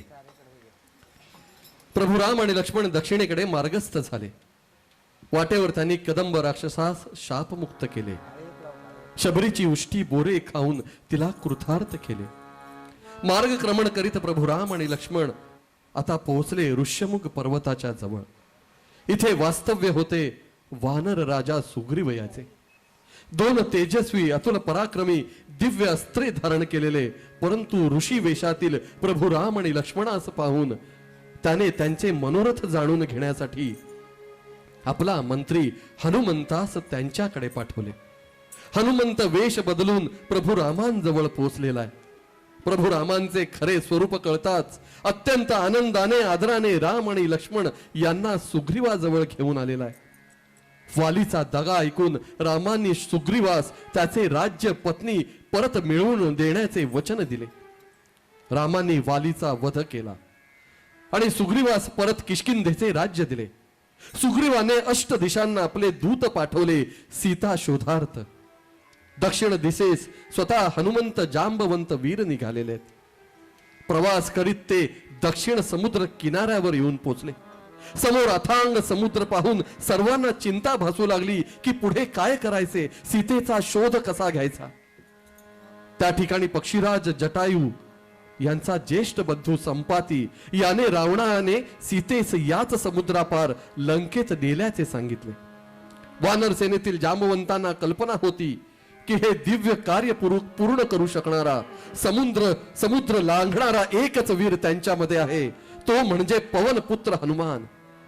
लहानपणी मिळालेल्या शापाची व अतुल पराक्रमाची आठवण करून देताना जांबवंत उपस्थित वानर सेनेस म्हणू लागले. तदुन जो जाईल सिंधू महान, तरुण जो जाईल सिंधू महान, असा हा एकच श्री हनुमान, असा हा एकच श्री हनुमान. तदुन जो जाईल सिंधू महान, असा हा एकच श्री हनुमान, असा हा एकच श्री हनुमान.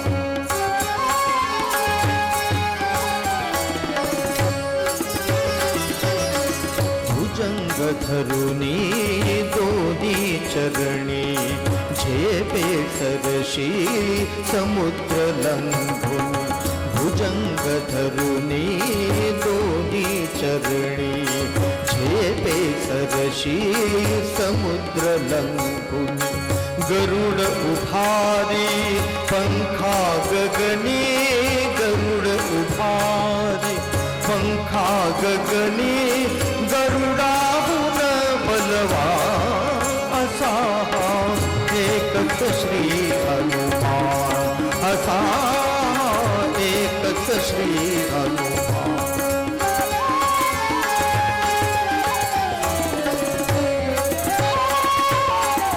सूर्योदयी हा वीर जन्मला त्रिशद योजने नभी उडा सूर्योदयी हा वीर जन्मला त्रिशद योजने नभी उडाला समजून या फळ रविबिंबाला समजून या फळ रविबिंबाला धरू गेला भास्वान असा एकच श्री हनुमान असा एकच श्री हनुमान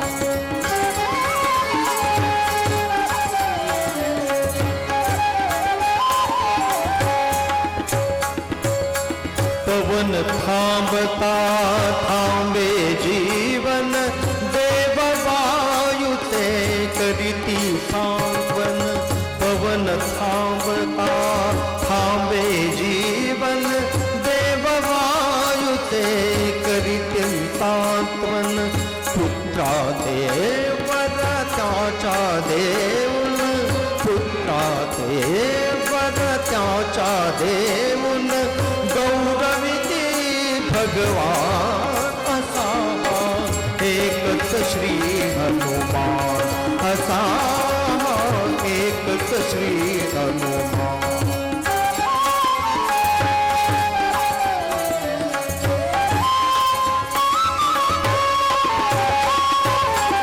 श्री हनुमंता निश्चय मनसा सामान्यन तू या कपि जनसा करी हनुमंता निश्चय मनसा सामान्यन तू या कपि जनसा उचल एकदा पदवा मनसा घे विजयी उड्डाण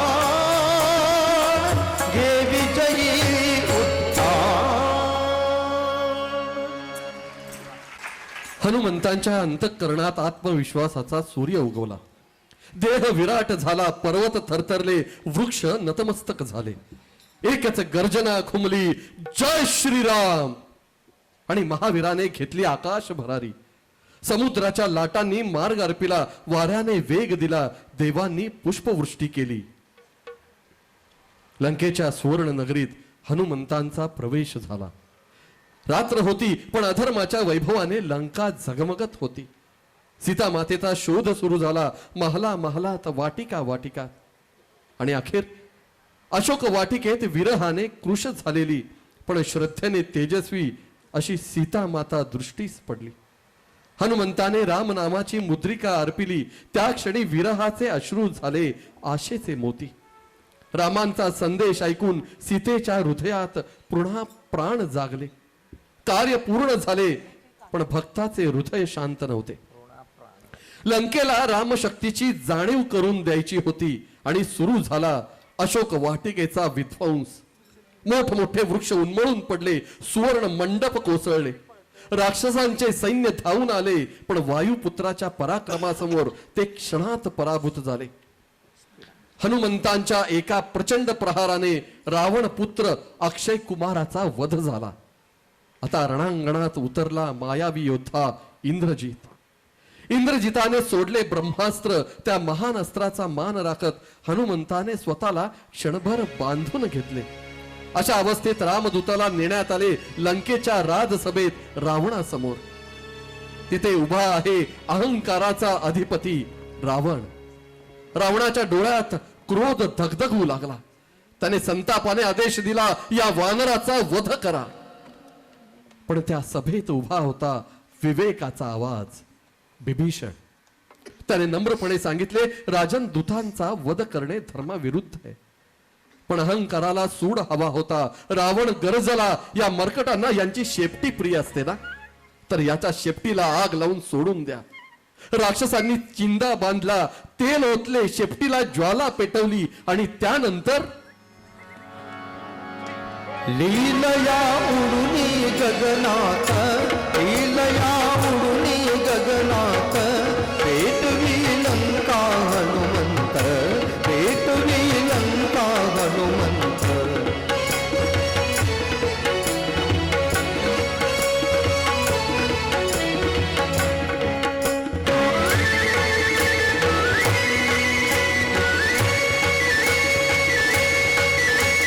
नगाकार घन दिसे मारुती, विजयपदी ते पुच्छ मागुती. नगाकार घन दिसे मारुती, विजयपदी ते पुच्छ मागुती. आग वर्षवी नगरीवरती, कर्जती करी महावात, पेटवी लंका हनुमंत, पेटवी लंका हनुमंत.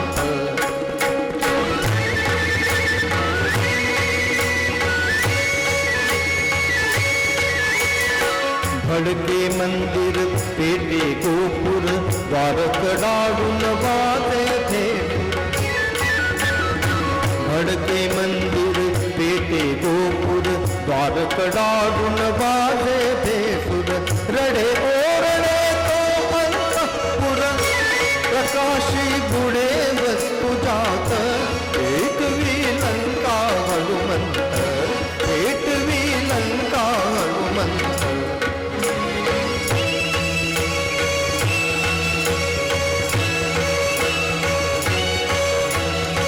वारा अग्नी अग्निवारा, नुरे निवारा नाही थारा, गळल्या वेशी गळे पहारा. राचतो अनल मूर्तिमंत, पेटवी लंका हनुमंत, पेटवी लंका हनुमंत, पेटवी लंका हनुमंत, पेटवी लंका हनुमंत, पेटवी लंका हनुमंत, पेटवी लंका हनुमंत, पेटवी लंका हनुमंत, पेटवी लंका हनुमंत. सीतेचा शोध पूर्ण करून तिच्या हातातील चुडामणी घेऊन मारुतीराय परतले. आशेचा किरण घेऊन, विजयाची वार्ता घेऊन. क्षणभर प्रभू राम स्थिर झाले. सीतेच्या स्मृतींनी त्यांचे अंतःकरण दाटून आले. आता समोर होता अथांग सागर, मार्ग अडवून उभा असलेला. प्रभू रामाने प्रथम नम्रतेने सागराला विनंती केली. 3 दिवस 3 रात्र प्रतीक्षा. सागराकडून काहीच उत्तर प्रतिसाद मिळेना, तेव्हा प्रभू रामांनी आपल्या धनुष्यावर अमोघ बाण चढवला आणि सागरास कोरडे करण्यासाठी ते सज्ज झाले. इतक्यात सागर देवता नम्रपणे प्रभू रामांना वंदन करीत प्रकट झाली आणि म्हणाली, हे प्रभो, हे श्रीराम, आपल्या वानर सेनेत नल आणि नील नावाचे 2 वानर हे वास्तुकलेत पारंगत आहेत. आपण त्यांच्या साह्याने माझ्यावर सेतू बांधावा. मी त्याला माझ्या शिरावर धारण करून आपणास लंकेपर्यंत मार्ग देईन. नल आणि नील पुढे सरसावले. वानर सेना सज्ज झाली. राम नामाच्या स्पर्शाने पर्वत पाषाण हलके झाले. अशक्य शक्य होऊ लागले. हा चमत्कार होता अशक्याला शक्य करणाऱ्या भक्तीचा. हळूहळू सागरावर उमटू लागली एक दिव्य रेषा, विश्वासाची, धैर्याची, प्रेमाची. आणि वानर सेना गरजत गाऊ लागली.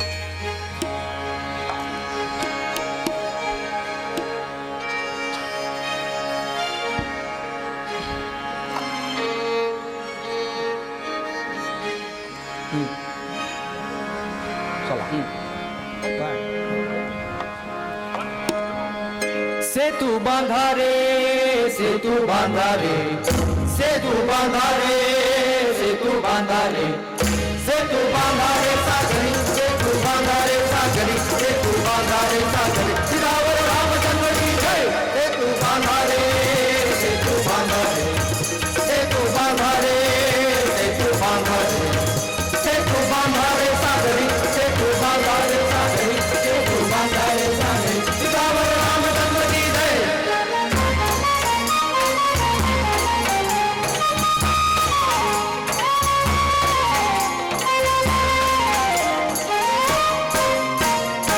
गिरिराजाचे देह निखळुनी गजांगशाच्या शिळा उचलुनी गिरिराजांचे देह निखळुनी गजांगशाच्या शिळा उचलुनी जलात जारे सवे ढकलुनी जलात जारे सवे ढकलुनी सेतू बंधने जोडून घोडा सेतू बंधने जोडून ओढा समित लंकापुरी सेतू बांधारे सागरी सेतू बांधारे सागरी सेतू बांधारे सागरी सिरावर रामचंद्र की जय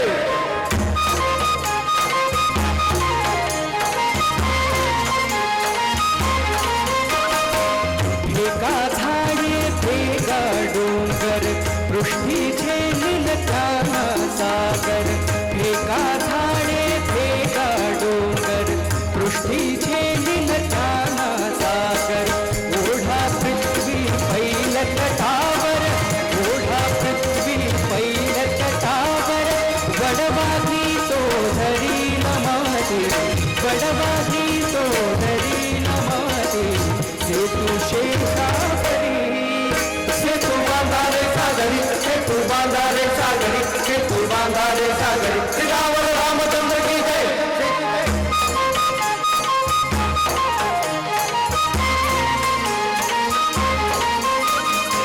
नळसानेचा सहकला भता कोटी कोटी हात राबता नळसानेचा सहकला भता कोटी कोटी हात राबता प्रारंभी घे रूप सांगता प्रारंभी घे रूप सांगता पाषाणच हे पहालीलया पाषाणच हे पहालीलया धरती पायावरी सेतू बांधारे सागरी सेतू बांधारे सागरी सेतू बांधारे सागरी सिरावर रामचंद्र की जय सेतू बांधारे सेतू बांधारे सेतू बांधारे सेतू बांधारे सेतू बांधारे सागरी सेतू बांधारे सागरी सेतू बांधारे सागरी सिरावर रामचंद्र की जय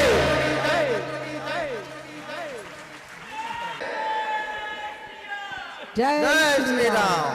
सेतू उभा राहिला पण त्या लंकेत रावणाच्या दरबारात एक हृदय तळमळत होते धर्मनिष्ठ विभीषण त्याने रावणाला समजावले सीतेला परत करा रामांशी वैर सोडा पण अहंकाराला सत्य कधी ऐकू येते का अपमानित विभीषणाने सुवर्ण लंका सोडली आणि आकाश मार्गाने तो येऊन उभा राहिला श्रीरामांच्या चरणी राम लक्ष्मणासह विशाल अशी वानर सेना लंकेच्या द्वारावर येऊन उभी ठाकली मर्यादा पुरुषोत्तम प्रभू रामांनी युद्ध नीतीनुसार रावणास एक शेवटची संधी दिली आपला शांतीदूत अंगत रावणाच्या दरबारात पाठवला परंतु म्हणतात ना विनाशकाले विपरीत बुद्धी अहंकारी रावणाने प्रभू रामांचा प्रस्ताव अस्वीकार केला रणशिंगे फुंकली गेली अंगदाचा पराक्रम हनुमंताची प्रचंड ऊर्जा सुग्रीव जांबुवंतांचा रणघोष राक्षसांच्या अभिमानाला हादरे देऊ लागला एका मागून एक बलाढ्य योद्धे कोसळू लागले कुंभकर्णाची गर्जनाही शांत झाली मेघनादाचा मायावी अभिमान लक्ष्मणाच्या बाणासमोर नतमस्तक झाला शेवटी स्वतः रावण रणभूमीवर दाखल झालाय 10 मुखातून गर्जणारा अभिमान पण रामांच्या नेत्रात शांत तेज धर्माचा अढळ विश्वास त्या तुल्यबळ युद्धात प्रभू रामांनी अमोघ असे दिव्यास्त्र सोडून रावणाचे क्षीर उडविले परंतु विकट हास्य करीत त्या जागी दुसरे शिर निर्माण झाले पुन्हा प्रभू रामांनी त्या रावणाचे शिर उडविले त्या जागी पुन्हा दुसरे शिर चमत्कार हा मुळी न उमजे शीर्ष तोडिता दुसरे उपजे रावणांग की असे कुणीही सजीव शिरांची खाण, आज का निष्फळ होती बाण. प्रभू रामांना असे दिग्बुड पाहून इंद्र सारथी मातली याने प्रभू रामांना पितामह अस्त्राचा प्रयोग करण्यास सांगितला. आकाश अग्नी ज्वाळांनी उजळून निघाले. देव ऋषी गंधर्व श्वास रोखून पाहू लागले. आणि मग प्रभू रामचंद्रांनी चढविला तो दिव्य बाण अधर्मनाशाच्या संकल्पाने तेजस्वी झालेला. तो बाण सुटला, अहंकाराच्या हृदयाला भेदून गेला आणि क्षणभर काळ थांबला. रावण भूमीवर कोसळला. आज पृथ्वी हलकी झाली. देवांनी पुष्पवृष्टी केली आणि संपूर्ण सृष्टीने एकच जयघोष केला. देव हो बघा रामलीला, देव हो बघा रामलीला. भुवरी रावण वध झाला, भुवरी रावण वध झाला.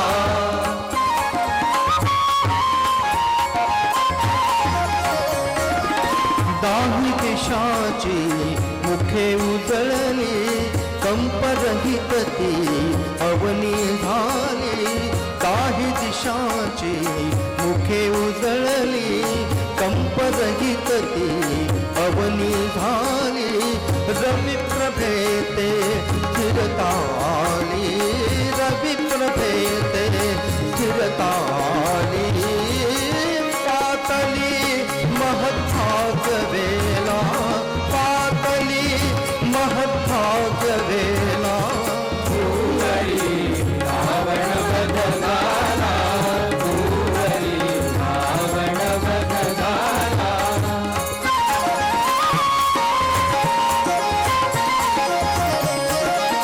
रणी जयाचे काले नर्तन, कृपा सहित ते अविजयी कपिगण.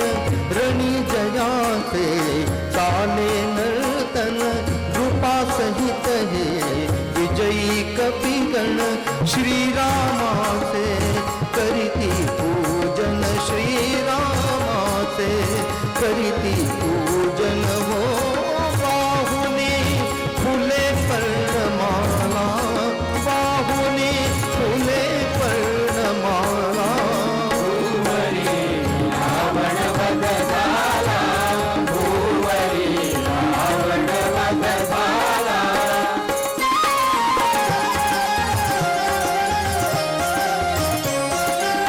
जय जय बोला उच्चरवाणे, कल्पतरूची भेका तुमने. जय जय बोला उच्चरवाणे, कल्पतरूची भेका तुमने. भेका रत्ने मणिभूषणे, भेका रत्ने मणिभूषणे. जय श्री लाभे सत्याला, जय श्री लाभे सत्याला. भुवरी रावण वध झाला, भुवरी रावण वध झाला.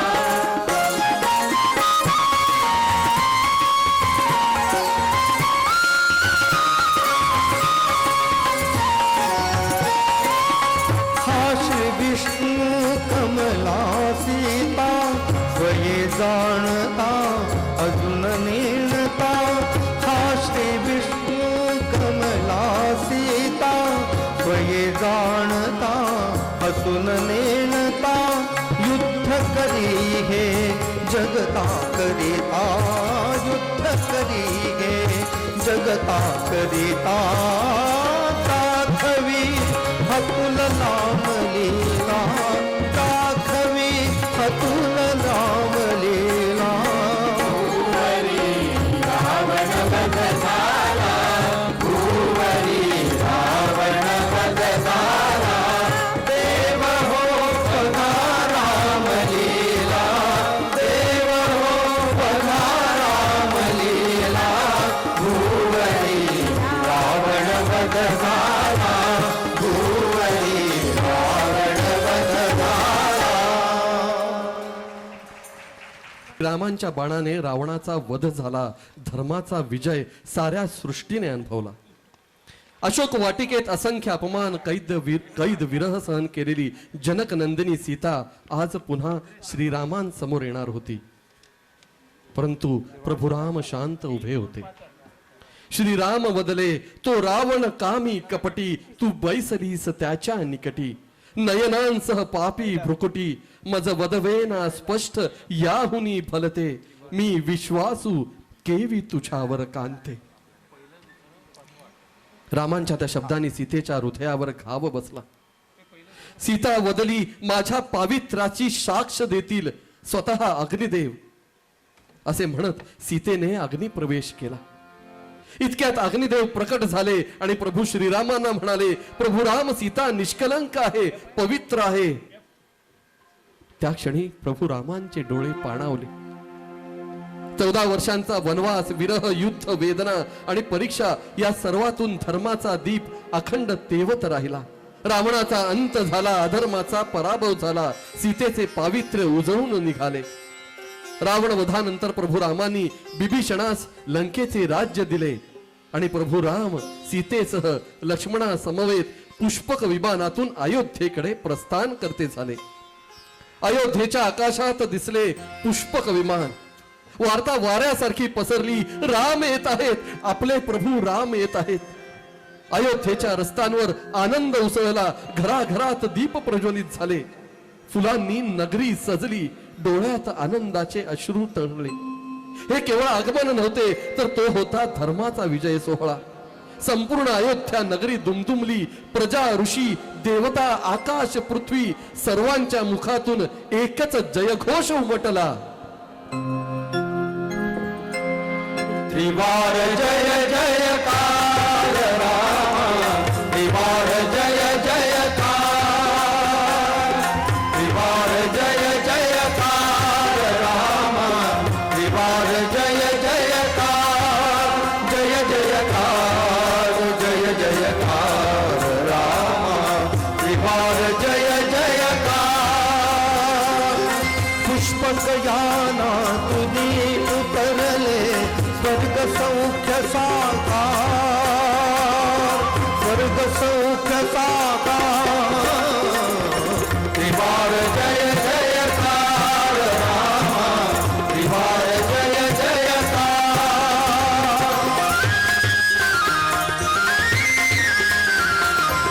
तुला चिंतिते सुदीर्घ आयु, पुण्यसलीला सरता सदयू. तुला चिंतिते सुदीर्घ आयु, पुण्यसलीला सरता सरयू. पुलकित पृथ्वी पुलकित वायू, पुलकित पृथ्वी पुलकित वायू.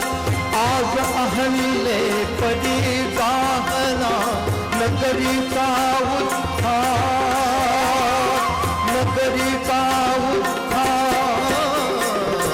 त्रिवार जय जयकार रामा, त्रिवार जय जयकार.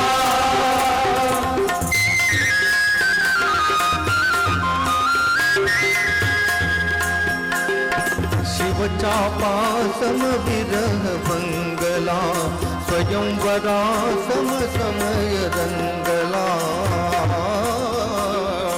अधीर अयोध्या पुरी मंगला, अधीर अयोध्या पुरी मंगला. सानंदाश्रू तुला अर्पिते, दृढ प्रीतीचे हार, दृढ प्रीतीचे हार. त्रिवार जय जयकार रामा, त्रिवार जय जयकार.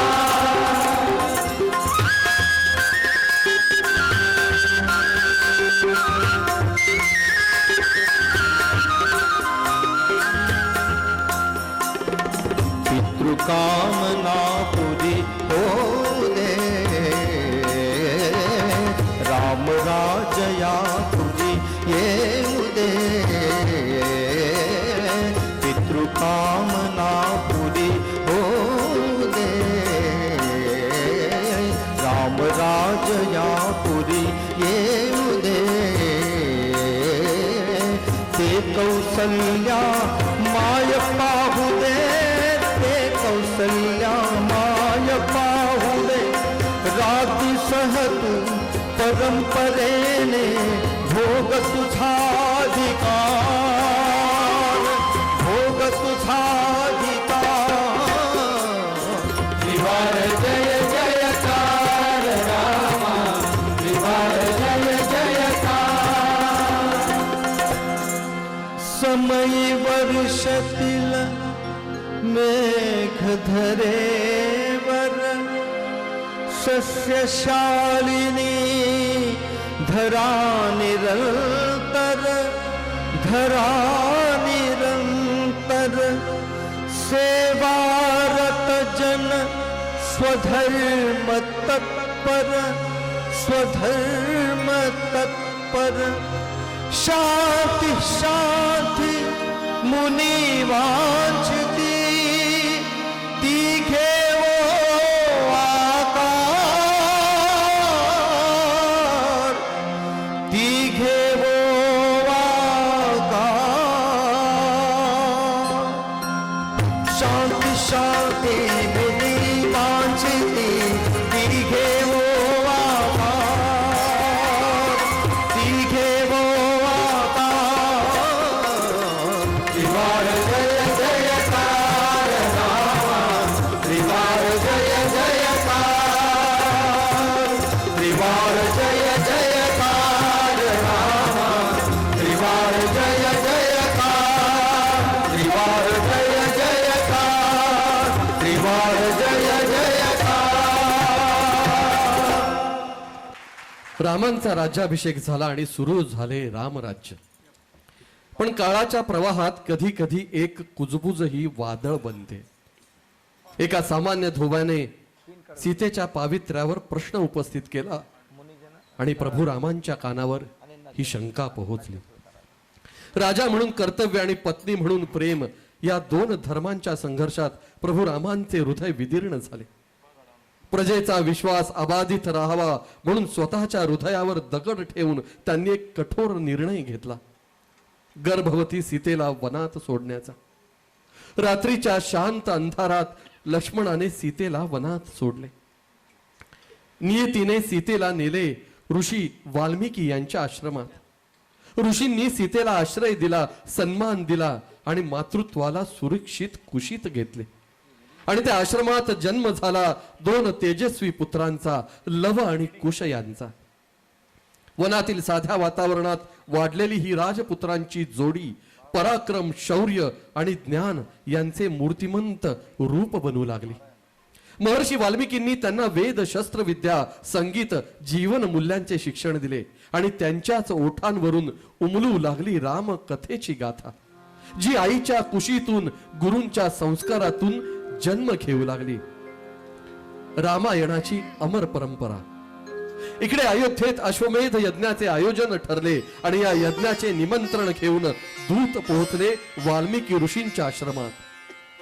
वाल्मिकी ऋषी त्या दोन राजकुमारास म्हणजेच लव आणि कुश यांना घेऊन पोहोचले आहेत अयोध्येच्या राज दरबारात. आणि ते दोन सुकुमार उभे आहेत प्रभू रामांसमोर, आपल्या पित्यासमोर त्यांचेच चरित्र गायन करण्यासाठी. लवकुश यांनी अनुज्ञा मागितली आणि ती देताना वाल्मिकी ऋषी लव आणि कुशास म्हणू लागले,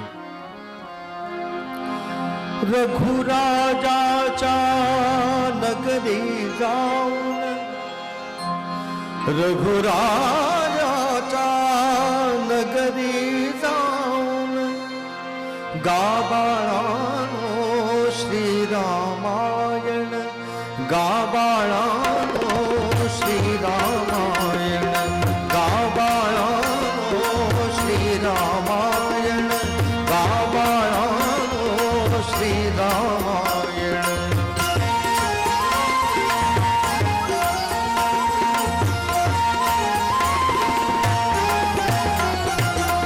मुनिजन पुनित सदनाम धुनी, नराधिपाच्या निवासस्थानी.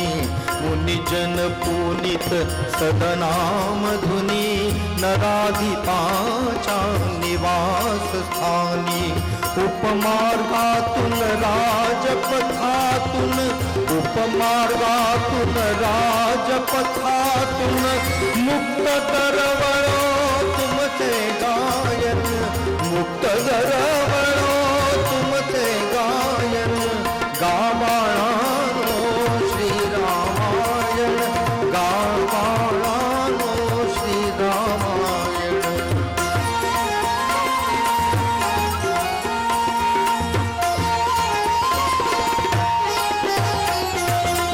रसाळ मुले फले सेवुनी रसाळ त्या स्वरात भरुनी रसाळ मुले फले सेवुनी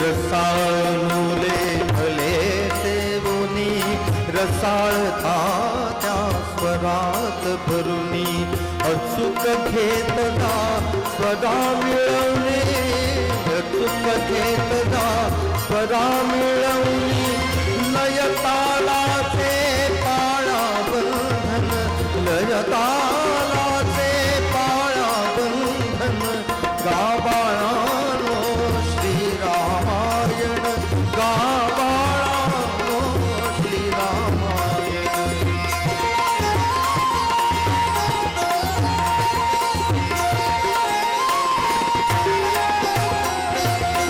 न च स्वीकाराधना काचना नको दान रे नको दक्षिणा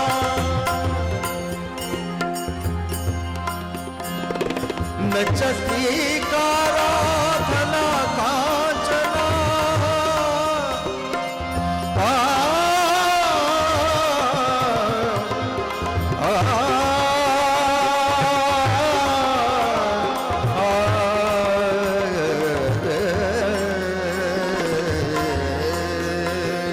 न च स्वीकाराधना काचना नको दान रे नको दक्षिणा काय धनाचे मूल्य मुनिजना काय धनाचे मूल्य मुनिजना अवघा आशा श्रीरामार्पण अवघा आशा श्रीरामार्पण श्रीराम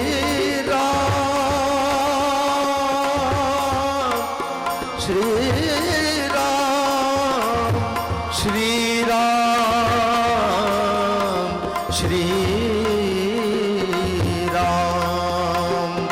श्रीराम